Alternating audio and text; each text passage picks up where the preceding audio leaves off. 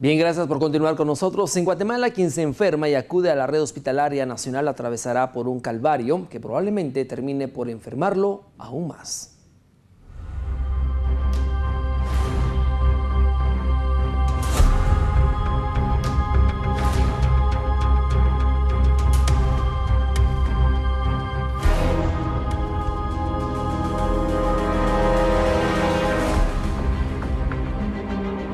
La Constitución Política de Guatemala garantiza a los ciudadanos un sinnúmero de derechos, entre ellos la seguridad, la vida, el desarrollo y la salud.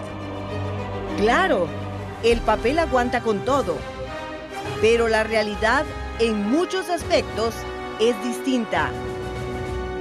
Guatemala cuenta con un sistema de salud precario.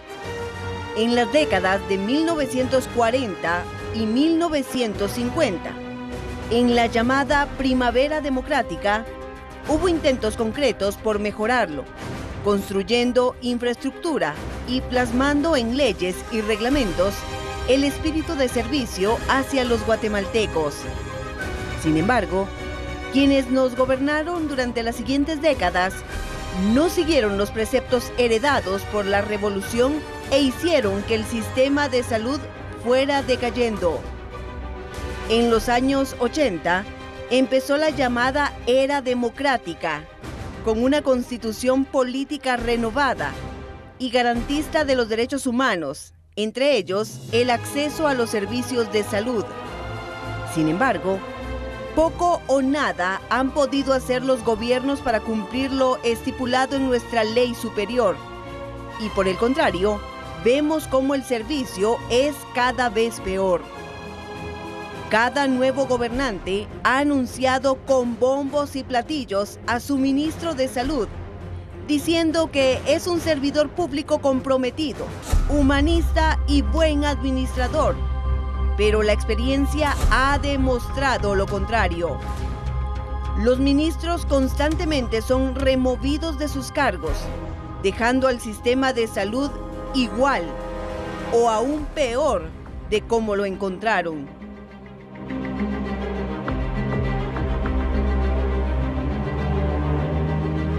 De poco ha servido que a cada cierto tiempo declaren estado de emergencia o de calamidad en el sistema de salud, ya que los resultados no han sido los esperados y por el contrario, la discrecionalidad del uso de los recursos se presta a la corrupción. Hoy, si usted visita un hospital público, quizás no sea atendido porque no hay suficientes camas ni médicos. En algunas ocasiones, los galenos y enfermeras dejan sus lugares de trabajo y salen a manifestar porque no les han pagado o porque, aunque tengan deseos de servir, no cuentan con insumos para realizar operaciones. Y de nada les sirven extender recetas si en las bodegas no hay medicamentos para dárselo a los pacientes. Así, personas que viajan durante muchas horas con la esperanza de ser atendidos se encuentran ante esta triste realidad y regresan a sus lugares de origen habiendo perdido tiempo y dinero. En los hospitales del país falta de todo, hasta el agua. Pero paradójicamente, cuando llueve, se inundan muchas de sus áreas, ya que en los últimos años ni se ha creado más infraestructura, ni se ha dado mantenimiento adecuado a la ya existente. Muchas veces hemos visto cómo los enfermos mueren en una banca, esperando el turno para ser atendidos. Lo más reciente es el riesgo latente que corren los pacientes de quedarse sin oxígeno, puesto que no se le ha pagado una enorme deuda a la única empresa que lo provee. Tal es la crisis en el sistema de salud que hasta la Procuraduría de los Derechos Humanos ha creado una entidad para supervisar y enumerar los problemas, haciéndolos más evidentes. Ante este panorama, el ciudadano no sabe si quedarse en su casa a esperar el milagro de curarse espontáneamente o correr el riesgo de acudir a un centro asistencial en donde no sabe si será atendido o, de ser así, no tiene garantizado obtener medicamentos y ni siquiera el oxígeno vital para su subsistencia.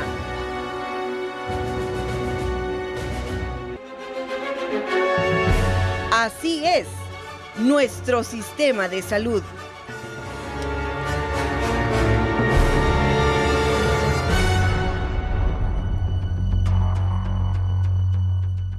Definitivamente la crisis en salud de nuestro país cada año empeora y aún más. Por supuesto, para hablar de este tema tenemos en la entrevista del día de hoy al doctor Adrián Chávez, quien es analista del área de salud del IMNUSAC. Bienvenido, doctor. Gracias por estar con nosotros. Muchas gracias a ustedes por la invitación y obviamente por ofrecer este espacio a la audiencia de hablar de un tema bastante importante y de vida y muerte para muchos guatemaltecos y guatemaltecas en relación a la salud y al sistema de salud en Guatemala. Claro, doctor, acabamos de ver, gracias a la producción, este reportaje que es la idea más clara del sistema de salud de nuestro país. Muchas personas pasan horas para ser atendidos y muchas veces son mal atendidos porque no hay medicinas, porque no hay camas, porque no hay doctores, porque no hay asistencia en el sistema de salud, que debería ser una prioridad para los gobiernos de turno. Claro, me llamó mucho la atención, sobre todo en la apertura del documental, porque parte de rezar algo que está constitucionalmente definido, el tema de qué es la salud para el Estado guatemalteco, y el tema de venir y dentro de la propia Constitución definirlo como un derecho, como un bien común y como una obligación de Estado. Claro. Tiene muchas cuestiones que conllevan a que el Estado guatemalteco, en teoría, tiene que estar organizado no solo para proveer de servicios de salud, sino que para hacer que la salud en el país se respete, ¿ya? Y es desafortunadamente parte de lo que de manera histórica se ha visto una gran debilidad y una asignatura pendiente para el Estado guatemalteco. Claro, doctor, ustedes que analizan y estudian esta clase de situaciones en el país, podríamos hablar que de 10 años atrás esto viene en decadencia, viene complicándose aún más porque hay prácticamente poco presupuesto o mal administrado el presupuesto de la salud, que se concentra en 2 hospitales, lo hablábamos en meses anteriores con usted, se concentra en 2 hospitales nacionales y el interior de la República está prácticamente de alguna manera olvidado. Claro, la verdad es que es una cuestión histórica, tú muy bien le dices.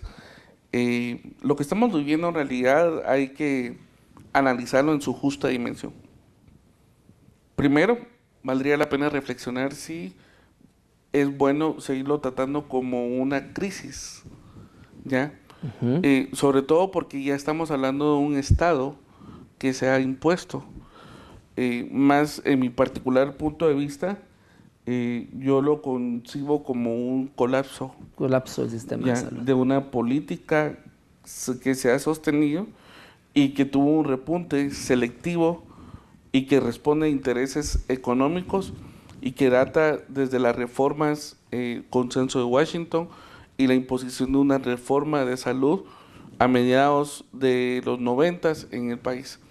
Justamente lo que estamos viendo es el socavamiento de este sistema y es un punto importante porque nos hace reflexionar respecto a hacia dónde los guatemaltecos y guatemaltecas queremos llevar la salud en este país, y creo que esta crisis, como se dice, debe ser aprovechada para poder en realidad pensar como país y como sociedad en un cambio profundo, claro, de la estructura del sistema de salud en Guatemala.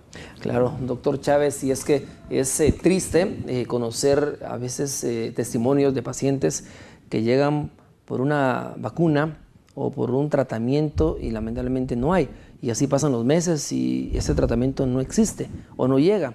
Y muchas veces es porque o no se solicita o no se hace un inventario a conciencia, o realmente no le están dando la prioridad que se debería de dar a proveer de insumos a la red hospitalaria del país. Claro, aquí hay 2 cuestiones a tomar en consideración. Primero, de que evidentemente hay problemas que son muy estructurales y otros problemas que son más de índole administrativo. Ajá. Estamos desafortunadamente en un sistema en el que el tema de la salud en los distintos departamentos del país, las plazas son vistas como un botín político, ¿sí? Y existe mucha intervención por parte de los diputados, de los gobernadores y intereses locales para poder hacer uso de lo que conlleva a las plazas de salud. Esto lo que hace es, evidentemente, poder a través de criterios que no son los idóneos, poder colocar a gente en puestos claves para responder a intereses particulares. Exacto. Entonces, ese clientelismo político es una de las grandes o de las tantas causas que tienen este colapso a el sistema de salud. El otro tema, entonces, ¿qué es lo que pasa? Muchas veces en las distintas unidades ejecutoras no tenemos a la persona, al perfil idóneo Claro. en los el puesto. puestos de dirección o en los puestos clave a nivel administrativo, sino que tenemos a personas que cada 4 años van cambiándose, ¿ya? Que mientras invirtieron de 2 a 3 años en aprender finalmente cómo funciona la cosa pública, Ajá. ya cuando adquieren esas capacidades son removidos porque viene el otro partido, vienen los otros intereses y finalmente el trabajo es interrumpido. O sea que salud es de las carteras que políticamente ha sido, a ver, hemos tenido alrededor de 15 ministros en los últimos 3 periodos. Sí, exacto. ¿Ya? Entonces hay una rotación grande. Imaginémonos que por cada ministro toda la estructura va moviéndose y va rotando. Entonces, esto lo que hace es que las personas y la falta justamente de una carrera sanitaria que se respete y esta cuestión del clientelismo político que existe hace que las plazas se vayan rotando y que finalmente tengamos también dentro de estos puestos a gente no idónea. Y esto repercute en la población, en el abastecimiento, en el retraso de pagos o en la orientación de recursos hacia cuestiones que probablemente no son tan importantes. Claro, doctor, ya para ir finalizando esta entrevista, ¿cuáles serían sus recomendaciones como analistas en este problema de la salud para poder solucionarla de alguna manera? Bueno, yo creo que Guatemala está atravesando una oportunidad de cambio que hay que aprovechar. Hoy por hoy, la actual administración ha lanzado a la opinión pública el tema de un documento de reforma del sector salud. Creo que es un proceso que tiene que ser lo suficientemente discutido en distintos ámbitos y creo que es un proceso que tiene que ser fortalecido con la participación de las personas que finalmente utilizan el servicio, de las organizaciones civiles, de la academia, y tiene que ser un proceso que se aproveche, vuelvo a insistir, para hacer un cambio profundo. Lo que hoy por hoy nos tiene así es que siempre hemos llegado a los paliativos. Siempre hay una tusa incendiándose, se busca quitar eso nada más, pero no ha habido un interés profundo hasta el día de hoy en poder todos los guatemaltecos sentarnos y hablar de cuál es el sistema de salud que queremos, pero sobre todo cuál es el sistema de salud que como guatemaltecos y con lo que está establecido en la Constitución nos merecemos. De acuerdo, gracias doctor Chávez por haber estado con nosotros hablando de este tema tan importante.